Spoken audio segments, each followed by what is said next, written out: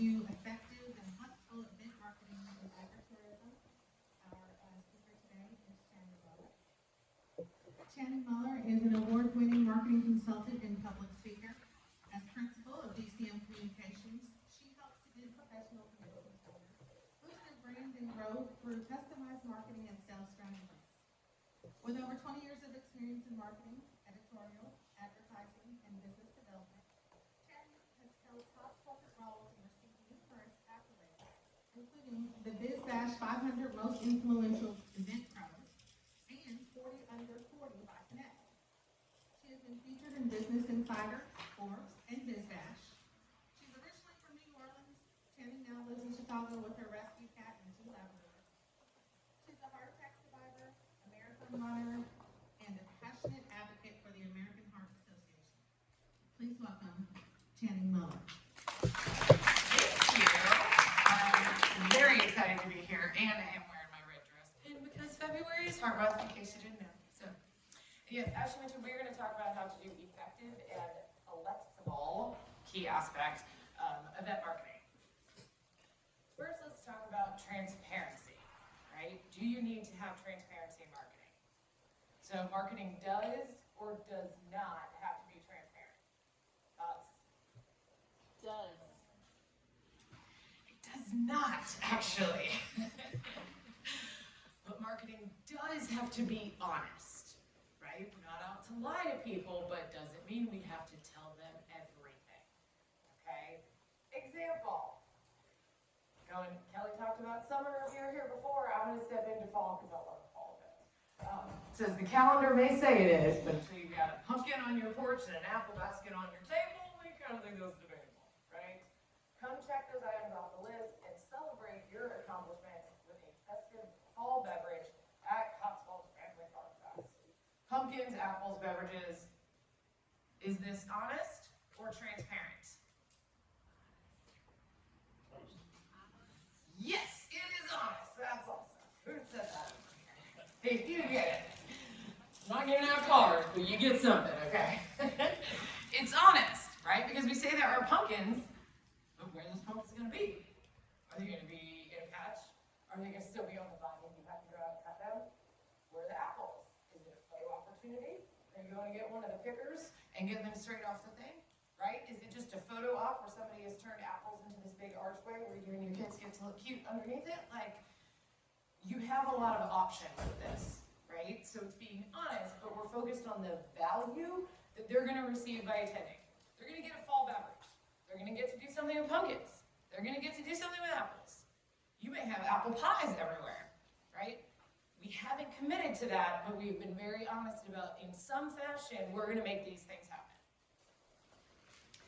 So today, we're not just going to build a house or a farm. We're going to build a compound. And that compound is, of course, your event marketing strategy. Okay? So it all starts with laying the foundation. Foundation of your marketing strategy and the event marketing you have to go along with this is your landing page. Does anyone know what I mean when I say a landing page? Okay.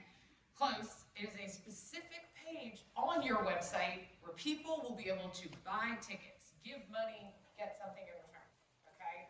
You don't want to send them to any page on the website, and I'll explain why as we go through this. So once you buy a plot of land, and that is the landing page, right, is going to be your foundation here. You got to build a house on top of it, just your event. The house in this case includes your event name and its graphic. Kelly so wonderfully displayed how to create the last session. A positioning statement. What is this event? Why should anyone care? And then you have a CTA. It's call to action. Just short little words, right? CTA to buy a ticket. Then under that, you're going to have reasons to attend. Besides, we want to take your money. That's not a good enough reason to other people. Then you're going to have another call to action to buy a ticket. Then you can have what are some notable entertainment, what are some attractions that we're going to have. You can have testimonials from past attendees. And I think I forgot to put on here, underneath that, you're going to have another call to action to buy a ticket, right? And this is a little bit of what one of those landing page designs could look like.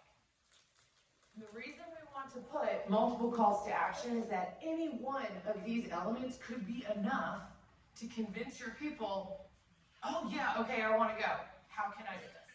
You want to make it as easy as humanly possible for them to give you their money, okay? Now, looking at this landing page, can you tell what is missing from it?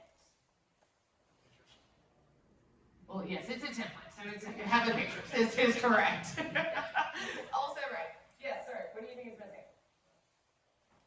That is correct. Yes. You know what? That wasn't the answer I was going for, but I'm going to give you something anyways because you participated, and I think the participation is important. What's missing? Do you see? Yes. Yes, ma'am. You get sunglasses. I'm going to get my extra steps in today. I already ran, but here we go. Yes, there is no navigation on here. Why do you think there is no navigation? Anyone else have thoughts on this before I keep running out with some of this? I know, you're going to get them. You tell me, why is there no navigation? Bingo. If we give people too many things to look at, they don't know what to do. We are like this ostrich. We are simple. We need to be told exactly what to do, where to go. Otherwise, I don't know what I'm supposed to do with this. And the whole goal of your landing page is to get people to buy a ticket. So I have a question. Yes, absolutely. So at that point, are you hoping that they click on the CTA to buy the ticket? Every time. It's always that call to action is always going to be buy a ticket, join us, sign up, let's go, save my seat. The more you can make that call to action personal, of like, I want pumpkins, get me in line, save my spot, it's more interesting than register. Please, God, for all that is holy in this world, do not use register as your buttons. Okay? We're simple, but we're not completely stupid. It just is so overused. When you hit on the same words all the time, we start to tune it out. You're getting a lesson in psychology today, in case you didn't know, right? So you're saying don't say register? Don't say register in your button. Say sign up, save my spot, buy a ticket, like I want in, or on our way, or take me now, or simply give you my money. If that fits with your brand and people would realize it's funny and not obnoxious, then absolutely, please go for it. Okay? You always got to stay with your brand. It's wonderful to be funny, but if they don't know it, then they're just going to think you're strange. All right, so we have a foundation, we have a landing page. We have all the reasons somebody's going to want to attend. We have the pictures from that. Well, let's go back to our house. When you build a house or a farm, it can't just sit there by itself, right? You got to get people to come to it. You need streets. That's the next part of this infrastructure. The streets in this case are your promotional content, right? This is the additional marketing that goes along with it. I don't know about you, but if I'm putting money and energy into creating an event, I want as many streets going to it as possible. I don't want just one road that's going to get me here, right? Now I realize you may only have one entrance to the farm, but roll with the analogy. Okay, so what is the promotional content that we're going to use in this case? It's a lot, so just be prepared, but I'm going to show you how to do it. Emails. You're going to start with at least once a week at the beginning when you first announce, and then 2 to 3 times a week as the event gets closer. You're also going to have dedicated content to the people who've already registered, signed up, bought their ticket, to nurture them as the event gets closer, right? And then I want to stress this point because I feel like it's something people forget a lot. Is they're like, oh, they bought a ticket, they're going to remember to come. Well, if I bought a ticket 2 months ago, or quite honestly, 2 weeks ago, I may not remember the details of this. So you still want to make sure you send an email. Don't forget, these are things we're excited for you to see this, right? If you get more details confirmed about your event, you keep pushing that forward, and you want to promote it to them. And bonus, once people buy, you can create a referral program so that anyone, it entices them to share it with their friends, and either they get something as a fun bonus for referring other people, and anyone who uses their link or their special code that was created gets to save money on a ticket or gets an extra fun gift for showing up once they buy a ticket, or they get the pony ride for free or a special photo op. Doesn't always have to be a savings on money. It can be an add-on that is easy for you to put on there, like ride a donkey, or take a picture of a pig, or pygmy goats, if anyone has goats, apparently they're It can be something that's simple to add on, but that incentivizes someone to be like, wait, that's an experience I can't have anywhere else. Guess I want that. In addition to email, more streets, we need social media posts. Love social, hate social. Honestly, as a marketer, I don't care because it works. So if you want to have a business, you need to be there.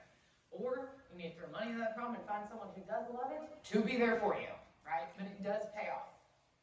You're gonna start with one round of social media posts, okay, that happen after each email. Right, I'm gonna stress this, social media announcements do not happen until after it has been an email, because these people that have given you their email address have trusted you with their most prized possession. You may turn off social at certain points, but even on vacation, right now, everybody raise your hand, who has checked their email today? I don't know if you're on vacation, but if you checked your email today, raise your hand. Okay, if you've checked your email at least 5 times today, please raise your hand. Yeah, we may be like, I need a break from social. Instagram makes me crazy. Facebook doesn't stop yelling, whatever. But everybody has to check your email even when you're on vacation, because that is our go-to, right? That is the way that we can call out who we want to have it. So if someone has been nice and trusts you with their email address, we're not gonna abuse it, we're gonna do it strategically, but that also means they get first access to everything, as opposed to the masses on social that could find you through the very beneficial algorithm when you learn how to work it. And then of course there's digital advertising, the epitome of, I wanna cut the line, so I'm gonna throw money at this problem and I'm gonna jump and get as much exposure as possible. And it may have you feeling like this because it's a lot of content, right? There's a lot of things to create, there's a lot of designs to go with it, there's a lot of words. But this is how you make it manageable, is that you write something on that landing page, you publish it on the landing page, and then you repurpose that content over and over and over. You say the same thing 6 different ways and get the information out there. Okay, so we started with our landing page, and from that, you're gonna pull that email content. And then you're gonna have your first round of social media posts. And then a week later, you're gonna have another email that goes out. And you're gonna have another round of social media posts that go after that. And then email 3. And there's a system. You see, as the event gets closer, all these things continue to waterfall through it. And the key to email, oh, my favorite thing ever, is the subject line. You can have the most amazing event on this planet. But if people do not open your email, they are never gonna know. So let's go through some examples of email subject lines. Special deal, snag your $29 ticket today. Or, deal alert, today only. Which one of these are you gonna open? Right? The second one. Because even if the second one is still a $29 ticket, you don't know that. You have to open it to find out. Right? So the subject line gets them to open it. The content on the inside gets them to convert, which in this case is click from that email to the landing page. And then the landing page is what gets them to purchase. You're gonna have consistent messaging throughout, but this is your subject line. Right? So then let's say they open the email, what do you do next? Like, oh, we tell them absolutely everything, right? Good Lord, no. Okay? So I'm gonna go back to we are very simple creatures. If we throw every piece of information at somebody, they try to duck and cover. It's like, oh my gosh, I get overwhelmed, right? One email has one goal with one message and one link. Now, you can put that link 15 times throughout the email. It can be put on different words that talk about, back to our example before, pumpkins, right? Get your pumpkins, try fall beverage. As these are sprinkled throughout the email, you can link all of them, but they should all go to the same destination. Because like the landing page, you're gonna catch people at different spots, right? I mean, I care about pumpkins, but I love a beverage in all the ways, right? You're gonna give me some cider, amazing. Pumpkin beer might even be able with that too, right? Like bourbon those are the things that you want to pay attention to, but somebody else may be caught at the pumpkin. So it's the same message through as like, we're trying to get you to come. You're going to have this amazing experience, but it is the same link. Yes? So, there's some discussion I've had about when you do all these campaigns, do you send people to the specific event, the fall festival, versus the general website? Because we have about 8 different individual events possible, things to the farm, high road stores, Yep. mini golf. Okay. So sort of struggle if you send them to, a page about the fall festival, and they don't know what else is going on the farm until they get there.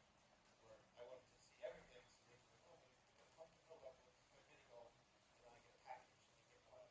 Okay, so lots of different campaign options. I got like 8 different emails already prepared in my head for you. First one is like you think about, okay, well, they've done, if whoever has done, let's say it was the Fall Fest situation, email them first, because if someone has already bought from you, and assuming they had a great time, I would give the benefit of the doubt, everyone is so happy every time they come and do this, that they have a much easier sale of like, well, I want a good time again, of course I'm gonna buy this. But let's say I've only ever come to things in the summer, the email message to me would be, hey Chang, we know you've loved our summer events. Did you also know we do all this fun stuff in the fall too? So that's how you can segment and utilize a summer list for a fall promotion. Now let's say there are 10 different things happening in the fall thing. Start with the, and I actually never walked through all this in different ways, but you start with the example of, hey, you've come before, our tickets are on sale now. And then the next thing, did you know we have a ropes course that will be there? Did you know we have this is gonna happen that's be there? Because that becomes your nurture sequence to get everybody to come back. And then it goes into, oh, you already signed up for this. Well, guess what? Here's all the other things you can expect. Because you gotta keep people excited to come even after they bought from you. And again, it is one of these, this is that same reason we have to keep people, we're simple. If you put 7 different social media icons on the bottom, I might click on your Instagram because I think Instagram is fun. But that's not what you wanted me to do. You wanted me to go to the landing page to buy something from you, right? Don't give me other options. Because this is where analysis paralysis comes in. You're given 5 options, and I don't have time for this. And I just walk away. And that does not help you, and I miss out on a really cool experience. All right, so remember on our landing page, we had all of these things. This goes directly into what he was just talking about, right? These are the different elements of the landing page minus the calls to action. Every single one of these is your dedicated email. So we create that landing page first, because from that, we're pulling the individual content that will make our lives easier. And I'm all about making it easier. All right, so we're talking about effective and efficient marketing here. Okay, example, your event name graphic. Here we go, so you got it. It's that time again, XYZ event is on, like, tickets are on sale. Your positioning statement. Kentucky's most unique animal encounter experience. You could have 15 different types of animals that they can encounter with, or it could just be pygmy goats in pajamas, right? Doesn't matter, it's unique. And I'm gonna open my email and find out what exactly is happening here. The tallest corn maze in, or you can do the exact opposite and be like, the shortest corn maze, don't you wanna know? Because even though it seems odd, that oddity makes it interesting. Okay, sometimes you just gotta like literally tell them the lipstick is all the okay? Reasons to attend. Love a listicle. Goes back to my journalism background here. 5 reasons for this, 10 reasons to do this, 7 things here. The more odd the number, the better. Okay, always try to make it odd. 3, 5, 7, 13. Okay, because it's weird. We're attracted to weird things. It draws the eye away. And also, the way these letters are written, they're not as balanced. Right? 5 is not as balanced as 4. 3 has all kinds of bubbles going on with it. Different things, we're all about tricking the eye. Gets people to spend money, we're going to trick their eyes left and right. More notable entertainment. 3 days, 15 farm activities for all ages. Or for specific ages, right? It could be like 4 or 5-year-olds. In parentheses, parents, we promise you'll have fun too, right? Something like that. Make it fun. Make it If you bring music, right, local bands, famous bands, any of them, takes the stage on Saturday, don't miss out. Last chance.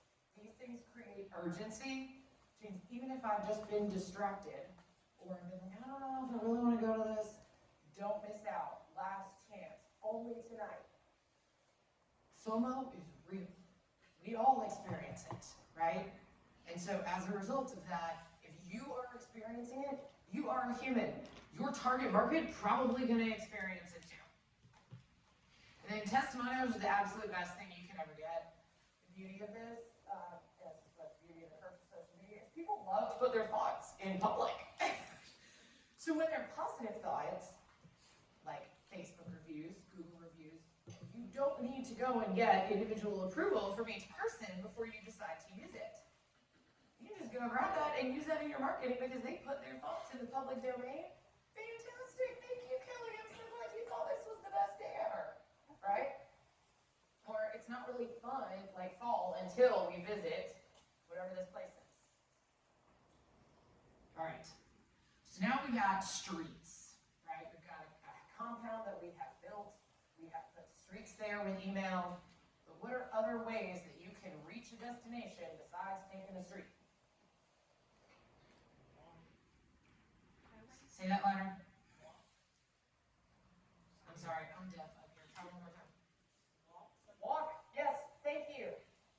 Pedestrian streets. I found my clicker. Pedestrians. And some people take bikes, right? So in this case, here you go. Thank you for having the boss stand up. So we're going to go back. We're going to write, publish, and repurpose. Okay? All of these subject lines we just utilized, what are we going to turn these into? Social media posts. Because we wrote the email content and you stole this from me earlier.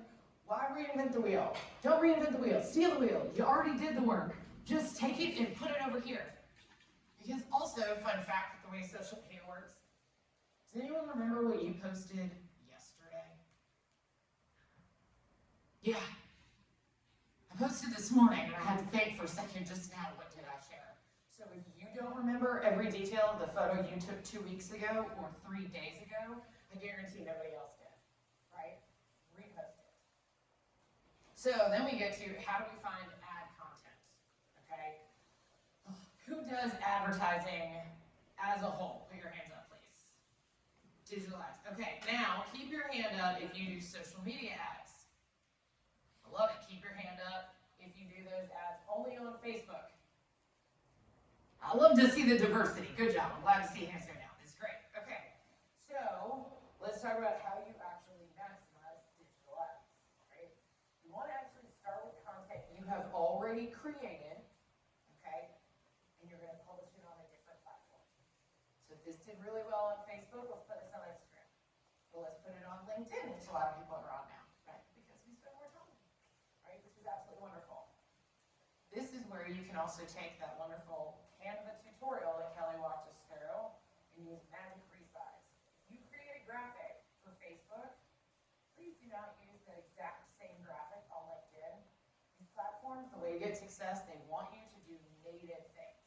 They want you to be on their platform when you share this information. They want you to use their specs. Which also means that if I'm scrolling and I'm not great with Facebook, true, but I am really active on LinkedIn, if I'm scrolling through LinkedIn and I have to zoom in to look at your graphic, I will because I'm a marketer and I'm curious, but as a consumer, most definitely not. We're just going to keep going, right? So, does anyone here use Canva? Yes, awesome. Pay the $12 a month to get the pro version so that once you create it on Facebook, you go to File, Magic Resize, and it will put it into a LinkedIn format. It will put it into an Instagram format. And you have to do a little bit of rejiggering. You don't have to reinvent the wheel. Look at, before you decide to put money behind anything, look at all of the organic content you have created and see which platform is performing the best for you. Okay? If you're getting more engagement and more views on Instagram, oh, but you love Facebook? I don't care. Put the money behind Instagram because that's where your people are saying, we're here and we're watching. Or we're here and we're paying attention. Right? which leads into you want to boost the posts, and we're gonna do this, I don't have a tutorial on this because it's a rabbit hole, but you're gonna utilize your actual ads manager. You're not gonna go like, oh, Facebook says to boost, hit boost, because you're gonna pay a lot of extra money in fees and it's not gonna go to who you necessarily want. But you will promote those posts, put money behind the posts that are already doing well organically, because it's proven this content is good. People did like it who already follow us. Now I want to go reach the people all the way over here who don't even know that we exist yet, right? And that's what the ads are for. Ads should be to reach additional people because you've already got the audience that you want. Then let's talk about third-party advertising.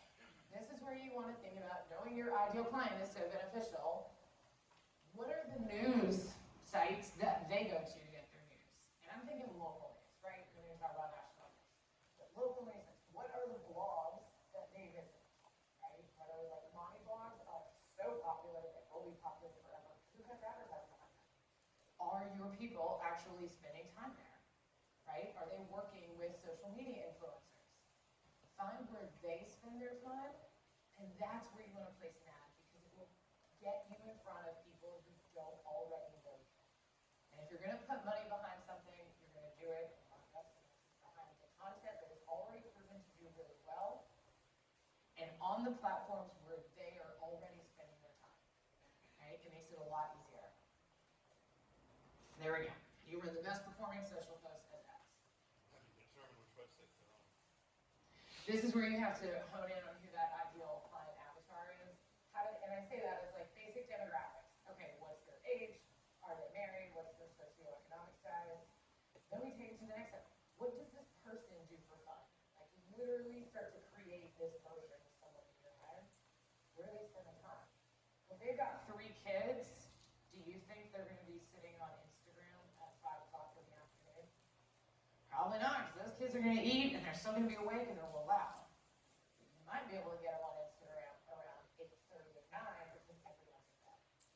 That also might be the better time to send out your emails because it guarantees they're probably sitting there on their phone. If you want to reach 20-somethings, it's a whole different direction. But concept being, your timing will be very different, right? You'll get them all throughout the day. You could send emails or 2 ads. Yes? And I use MailChimp and Great. they tell me what the optimized time is. Do you believe that's true or not? Because they'll say send this stuff out at midnight. Midnight? What? Yeah. So do you believe So that? I'm a big believer in making decisions based on data when we have them. But I also think we're all humans with brains, and if you're like, I know that my people have been in bed 4 hours at this point, then don't listen to what that says, because it should be pulling, should, and do a big should around this, because I don't want to get okay, so I don't pretty problems. It should be pulling from your past campaign performance, here's what we see. But if you know your people and it's like at midnight, no one is awake for this, don't send it out at midnight. Because these platforms are also all tapping into AI. And you know what AI isn't? Perfect. It's helpful, it's very smart, but it's also not a human.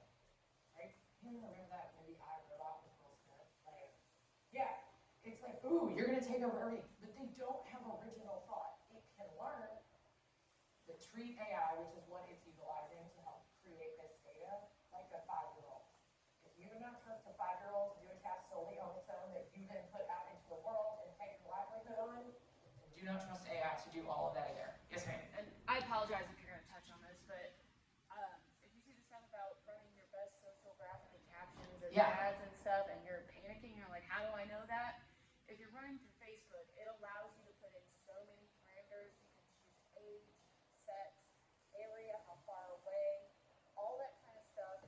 You can add, and so it'll shoot to those demographics, kind of focus specifically, and then you can also put in multiple. We always fill as many fields as there are with different captions and different pictures, and you tell it to use its AI features, and it will learn what performs the best in those different areas, and you don't have to. I mean, you can do it manually, but we almost never do because You just have to monitor it. Yes. That's really human element. You're not going to leave it Yes. alone forever. There's so much of But it AI we does a can great tap job. into.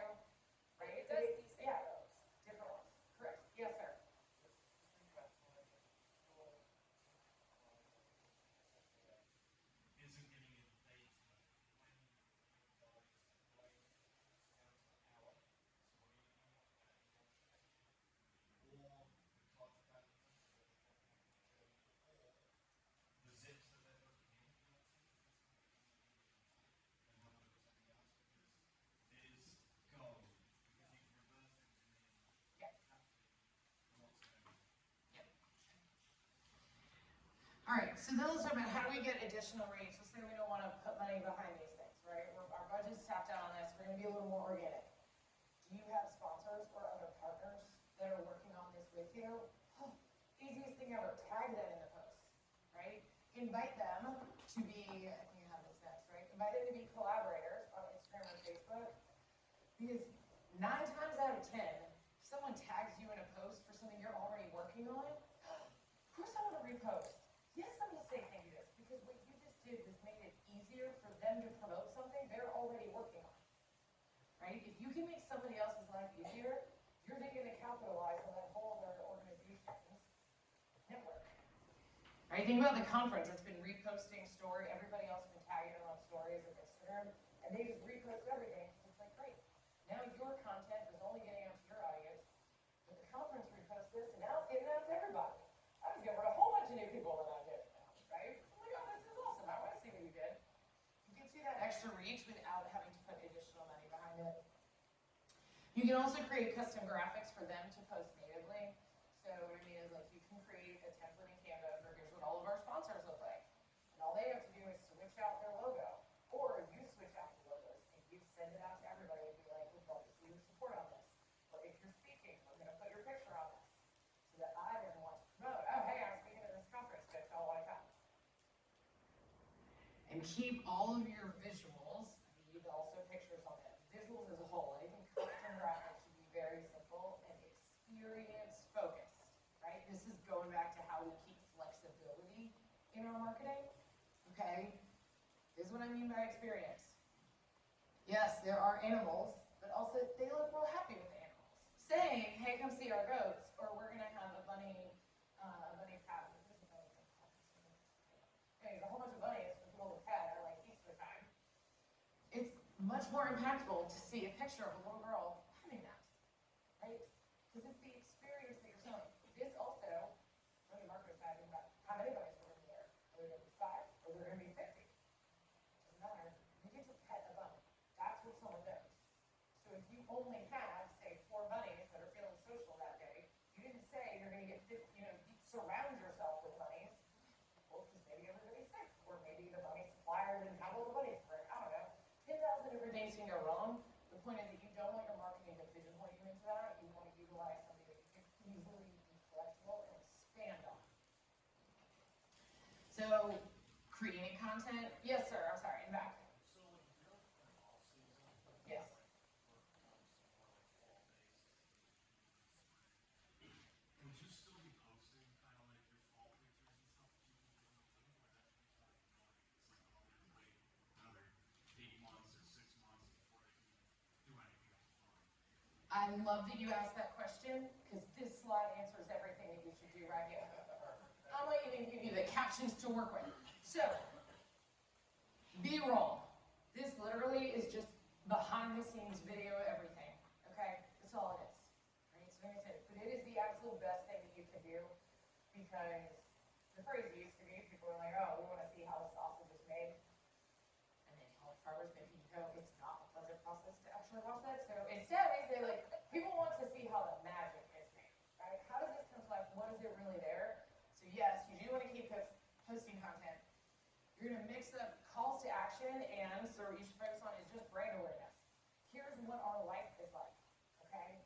Because if every single social media post you put out leading up to your event is buy a ticket, come with us here, don't you want to see it, don't miss out.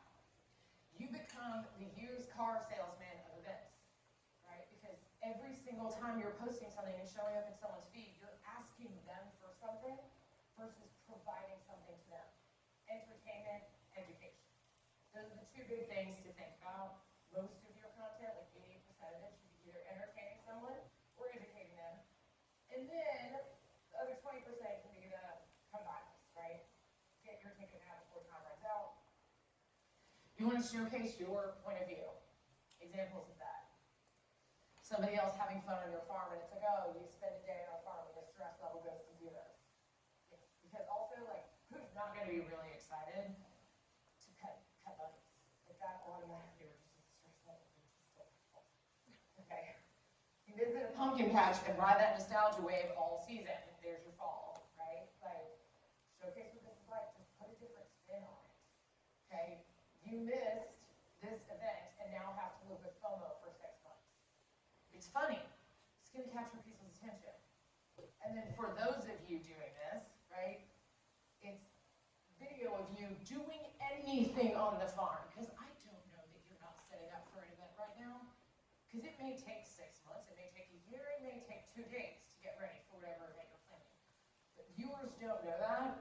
What we do want to see is like, oh, you're putting in the work to make this the best thing ever for us. Okay? Because with all of your marketing, you want to under-promise and over-deliver. That flexibility goes back to you want to be honest, don't need to be transparent. Haha. And now I'm going to introduce you to case study Sam. Cool. Let's talk about all the mistakes that happened here. Okay? So we're going to go a little bit into my world a little more with this one. Case study Sam is known for destination races. Right? So much fun. Big cities, live music. One of the things I like the most about running is a great way to see a new city. Because you're in a car, you go real fast. I can't run that fast. So I have more time to look around and see what's happening. Right? But there's a very big name company, really well known for this also. Unfortunately, things went awry. And they became known for lying, for angry social media, for censoring people. We know how much we love that. Right? And I missed the last one. All right. So what happened with this was they promoted, specifically, a race in New Orleans. They're like, come run through the streets of New Orleans. See all of the sights, the biggest landmarks, right? Like, come have a party in the Big Easy. That sounded like fun to me. I'm like, outside of the fact that I'm from, I'll take any excuse to go visit family. I was like, absolutely. I want to go run like a tourist through all this stuff. Fast forward, all of a sudden you go, you sign up, bought the ticket, and it showed on the ticket, and like here was, it had a hotel, it's the host hotel for this. Well, usually a host hotel, perfect example of this, is at the event site or nearby. Then they release a video on social media that says, come play like a tourist and run like a local. They showed a graphic of where the hotel was. They're like, we're going to bus you to the start line all the way across the city. And then you're going to run on a bunch of overpasses. And that's an overpass for those who don't have this. It's like, just goes over another road. Not every city has them. They're like, you're going to use, and it's going to be the best experience ever. I'm like, first of all, I used to live here. That is not a 10-minute drive. Your little pin just went all the way across the city. That's like 45 minutes. Means we got to get up even earlier because our host hotel and where the race starts are not the same. So they share this video, right? It's like you're going to party like a tourist and run like a local.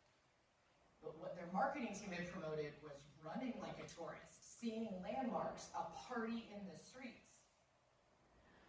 So when they send this video out, what happens is they start getting angry social media comments. Right? Because they promised one thing, and then they changed the story. And this was 15. Out of 115 reactions, 72 of them were negative. And this was all from one post. Right? Just one. So that leads you to ask, well, what should they have done, right? What if we say this and then things change? The former answer had been like, oh, this is where like publicist is, we'll put a PR spin on it, right? We'll just spin this story and everything will be fine. No. Right? Absolutely not. The PR spin is dead, and here's why. We're all humans and we get it. Sometimes shit happens. Right? We cannot control the world.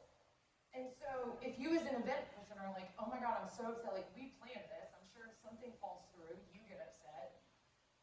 You're disappointed, but like, okay, your guests will be disappointed. They're not gonna come at you with pitchforks unless you don't take control of this narrative, right? So what is the first thing you do when something changes? You talk to your marketing person. Now that happens to just be the other side of your brain, and it's a real small meeting, okay? But otherwise, you go pull in whoever's doing the marketing because you have to change what their message immediately. You don't want them, as case study Sam had, continuing to promote all of these local attractions you're gonna see when the map is not actually matching that anymore. So get marketing in on those conversations so they are fully aware and can pivot a message if needed. So let's say they forgot all this wonderful advice about being flexible, okay? And then the question is, based on this, things have changed. Do we stick with honesty or do we switch to transparency now? You got it. Now it is fully time to be transparent, okay? You have to take control of the narrative, or, as that example was, people will do it on social.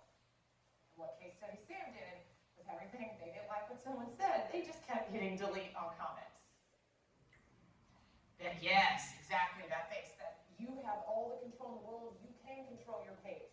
But if you start deleting someone's comments, they're gonna notice, and they're gonna get angrier. All right?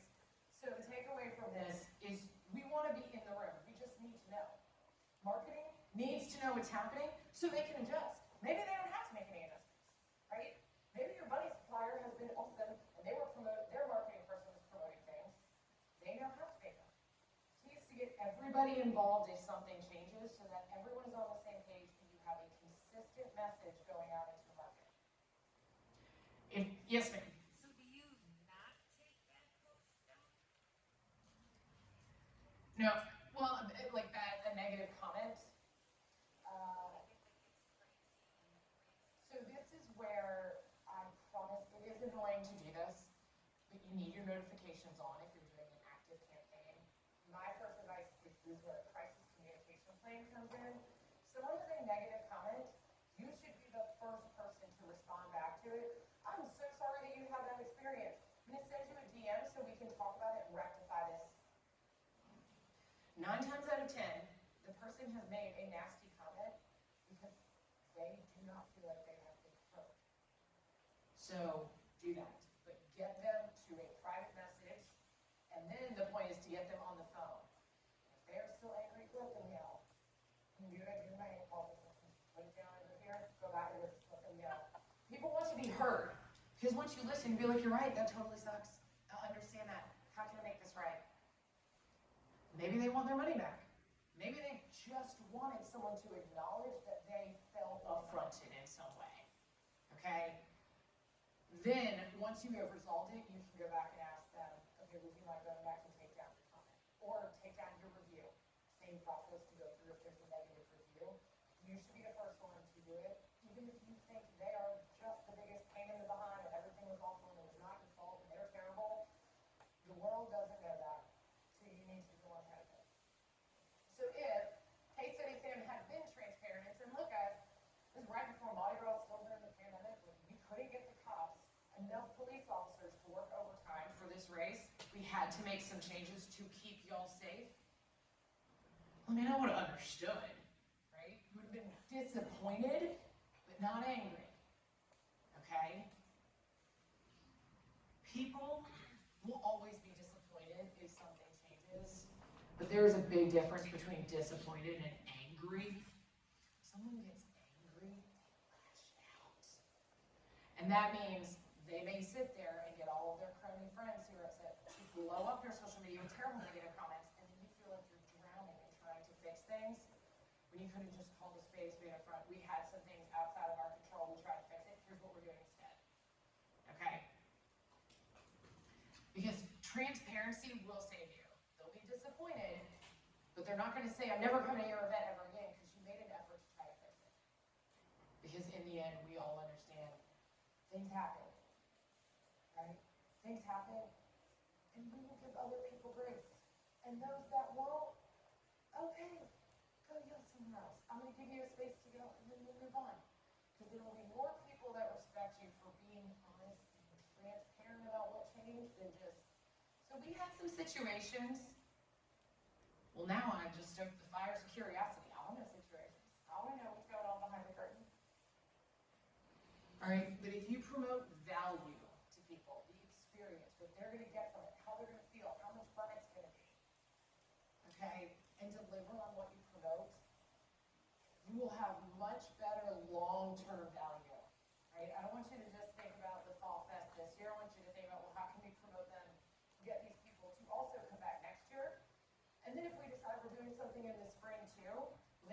in the fall, makes sense. They like that event, they're probably gonna like spring, so we just tweak our marketing message. It's like, hey, you had a great time here, we decided to launch this new thing here, wouldn't you love to come? And then you just got another revenue stream, right? And they will then tell their friends they had that. Or they're like, I don't wanna go to an event alone, so they bring somebody with them. Right, so we create a foundation, that landing page, we built our house on top of it with all the details of the event that we're gonna be having. We utilize streaks to get people there, i.e. a long series of emails, you gotta keep on going with them. We take the email copy and we turn that into our social media posts, bike path versus the footpath, the difference between platforms, okay? And this right here, my friends, is gonna tell you how to do all of these things, whether you have 5, 10, 20, or 30-minute chunks of time, okay? So I created this because, unlike a lot of people here, I do not have kids, but fun fact, marathon running takes a lot of time to prepare for. So, on the request of my clients, I have tested out every single one of these things. So if you only have 10 minutes in a day, have to pull this list, go to the 10-minute section, and find out, okay, what is something marketing related I can do today? All right, because you don't have to do everything out there. Balancing email and social media, right? And creating blog content or updating your website. And planning the event and actually running a farm and managing employees and maybe getting sleep at night and not relying on caffeine. Like, there's a lot of things. So you don't have to do everything every day, but this will help you do something. It also takes all of those examples I talked about, how to capture B-roll, ways to create new social content, and go through the step-by-step of like, what does that mean? How can I repurpose this in different areas? Some tasks will take 30 minutes, but even if you only have 5 minutes today to do something marketing related, do one thing on the list, check it off, and move on with all the other things in your life. You can always come back to it. Now, yes, questions across the board. Yes, sir, in the back. And then I'll come to you next. So, we kind of have like two kind of different, I guess, communities and markets. So we have like Uh-huh. we also do price, right? So it's like I did like two different and trying to kind of split that up like exactly. Because I obviously want like younger people in my age, 20s, 30s, all about hard cider. Because obviously, maybe some have kids, some don't. But then the ones that want to eat different things kind of keep that split a little bit more dry. So it's like more content that they want. Is that something to keep doing or just trying to merge? So I think there's a way that you can, his question is about, you have two different demographics, you have two completely different products essentially that you're offering. How can you capitalize on that from a brand and marketing perspective? One of those questions that I'd have you look at is, there is a way to do cross-posts, something that will be a fit for both of them. Because while there is a wonderful silver revolution going on in this country, I also know a lot of parents, and parents like adult beverages too, right? And so they may want to do fun things for the kids. That doesn't mean they don't want to have a hard cider in that fun fall beverage, right? Like, or balance. So I think there are times to go over, you can keep things completely separate if you want to keep your avatars completely separate, like the people you're going after.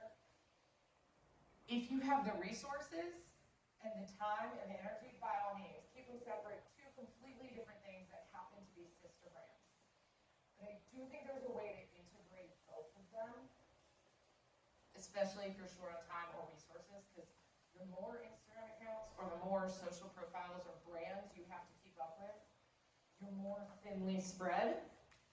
And social media in itself, full-time job. Email marketing, full-time job. SEO, full-time, right? So if you're short on time, I would say, can we combine these things, or is it long-term vision? I want this cider thing to maybe be a thing of its own where I can sell the business, that side of the business 6 years from now or 10 years from now. Then start to keep them separate, but make sure you're aware of the additional time and effort it's going to take to keep both brands floating. Okay. Yeah, sorry, I had one right here and then I will come to you next. Yes, ma'am. So I've always kept, so I was in my brain and thought, the ticketing emails, focusing on, actually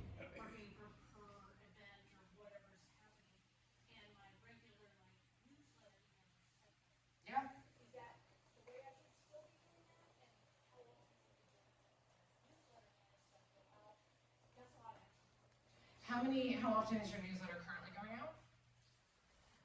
Like during our season, during our season, probably twice a month, or maybe it is weekly, but Okay. during the rest of the year, it's maybe once a month. Okay. And I have somebody else do that, And then you have campaigns that we set up for the events. and I do that myself. And I'm trying to figure out like which one, Both. Okay. Both. Sorry, I will go back to this every single day. Unless you are selling candles, Instagram is not where people are spending their money. They're buying things through email. It's easier. It's also easier to do it on a computer, often happens, right? But email ensures that you're staying top of mind because they do continue to check it every day.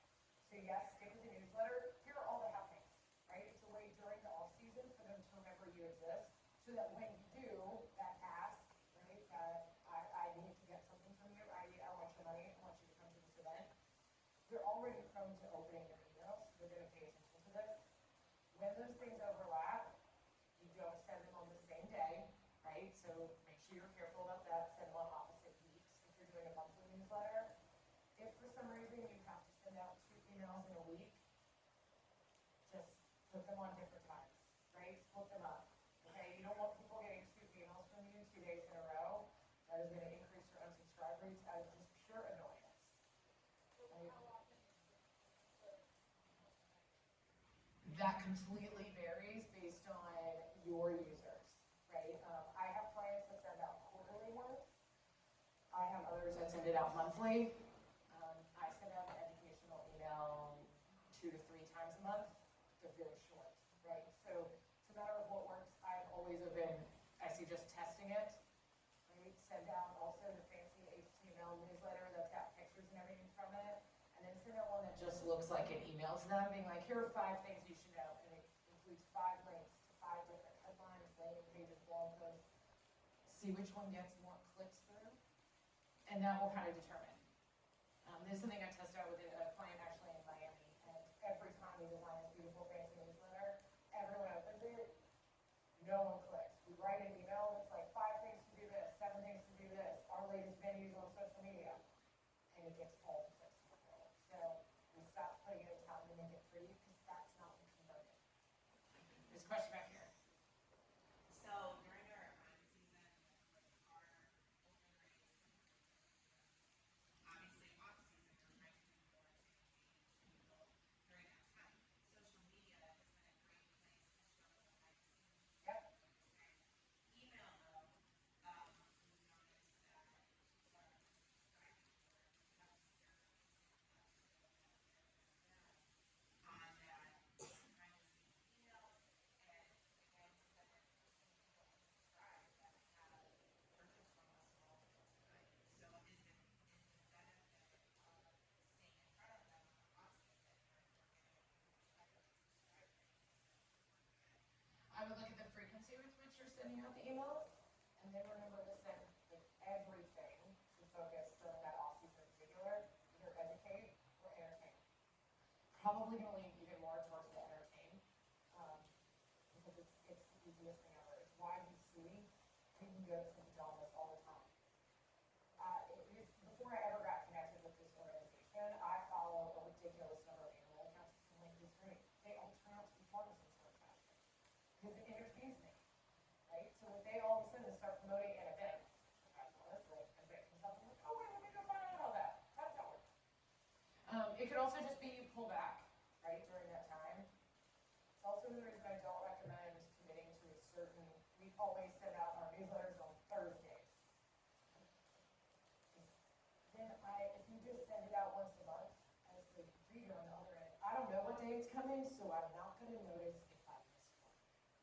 But if it's every Thursday I hear from this organization, and I get used to that, I'm going to expect it. And then it might be harder for you to pull content together. You had another question, right?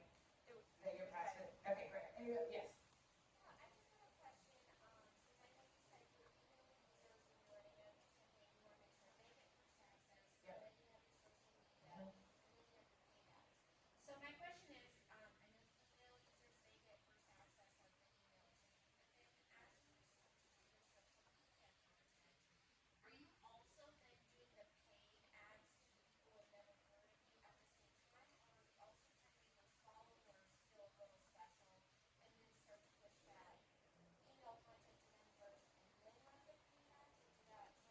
Followers are special. Okay, okay. Right. You want to create a community with this, but there's so many different ones, it's not the same. And a social media follower and an email address are just not created the same. Because also eventually, once you get to that email 4, email 5 round of things, there's going to be overlap because you will have started advertising. So once you put out that first round, email goes out, then you put out 4 social media posts pulling content from that past email. Then you're gonna have email 2 that goes out. Well, once those those social posts have started showing some traction, like statistically significant data, that you're like, oh, I feel confident I can put $50 behind this, maybe we'll see growth, right? Once you see some good data there being like, yes, I'm confident this is the right post, you're gonna have more organic content coming out, okay, fine. There's also setting you should be able to just suppress your followers from seeing your payouts too. Because you could go to a different area, do a different spot. Also, if people like you, they see an extra ad, okay, they see another post. Keep going. They'll scroll past, they'll also do the option, which I've done before, just hide the ad and say why. I already bought something from it. I already bought that event ticket. So then you're not gonna get charged for the additional views, it's not gonna skew your data, because it's already in there. Okay, any other last questions? I'm sure I'm at time. Yes, sir. I think they call it blog. Yeah. How often and how long? I don't want to bore people with it. And I'm always, should I make it a 2-minute hit, 5-minute? So the official, well, it depends on the platform that you're putting out. Let me ask that first. Where are you sharing this? On Facebook. Okay. So the larger guide to go by is as long as it takes to tell the story or keep people entertained. That being said, if you don't capture their attention in the first 3 seconds, they're gone. Instagram and Facebook now allow for, well, Facebook, if you're doing a live, would let you be on there forever. You gotta keep, just like your tractor, you gotta keep that story rolling. As long as you are rolling and you are either entertaining them or educating them, they'll pay attention and listen to whatever you have to say. But you can also take a 15-second clip at the beginning, and that can be a post in and of itself, because that's like B-roll. Like you on there and be like, today, I just want to share this one thing with you. All right, thanks guys, y'all have a great day until tomorrow. You can start sharing a tip of the day. You can share a funny dad joke. Those go over very well. Kelly's husband did this during the pandemic, shared a dad joke every single day. People loved it. So that's what also gets around, well, how often should I post? So once people are engaging with you, you post. Keep going. 15 times a day? Yeah, that's gonna be too much. That's why we have stories. But once a day, if that's manageable for you and people keep watching, post one of those short little videos, less than 3 minutes, every single day. If you're not seeing as much traction or it's starting to stress you out or you're like, oh my gosh, I have to create so much of this, twice a week. Great, do that. You want to have some type of presence and keep it entertaining. But if you're doing anything from a tractor, I guarantee people want to watch what you have to say. As long as you keep the story rolling just as much as that tractor is, you'll be good. Okay, thank you all so much for your time. I'm here if you have additional questions.